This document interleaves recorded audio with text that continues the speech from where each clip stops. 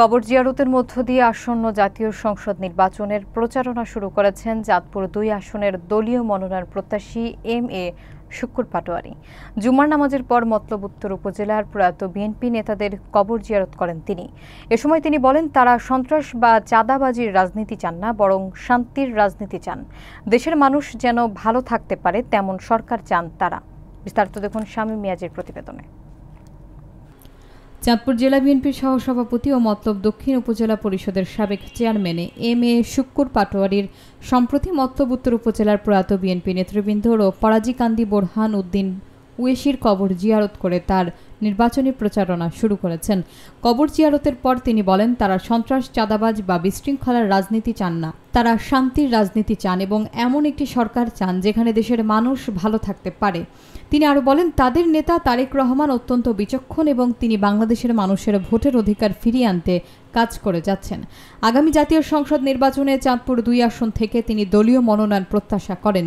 তিনি আশাবাদ ব্যক্ত করে বলেন, তার অতীতের কার্যক্রম বিবেচনা করে দল তাকে মনোনীত করবে।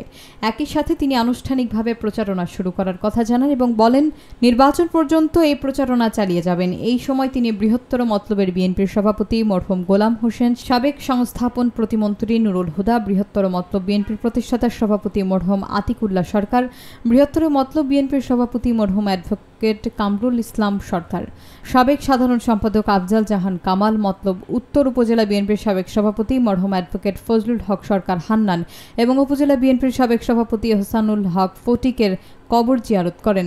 এ সময় মতলব উত্তর ও দক্ষিণ উপজেলার বিএনপি এবং অঙ্গ সংগঠনের নেতৃবৃন্দ উপস্থিত ছিলেন। আমাদের সাথে যারা আছেন, আমরা কোনো রকমের চাঁদাবাজি, সন্ত্রাস, নৈরাজ্য, দখলবাজি, দরবার বাণিজ্য কোনোটার সাথে সম্পৃক্ত না ইনশাআল্লাহ। আমি মনে করি এত ফ্রেশ অন্য কোনো নেতৃবৃন্দের কর্মী সমর্থকদের মধ্যে খুঁজে পাওয়া যাবে না। আপনারা আমাদের জন্য দোয়া করবেন। আমরা আশা করি আল্লাহ তাআলা আমাদেরকে উত্তম প্রতিদান আমাদেরকে দিবেন। আমাদের দল অবশ্যই আমাদের সবকিছু বিবেচনা করে, গোয়েন্দা তথ্যের ভিত্তিতে সবকিছু বিবেচনা করে আমাদের প্রতিও সঠিক সুবিচার করবে।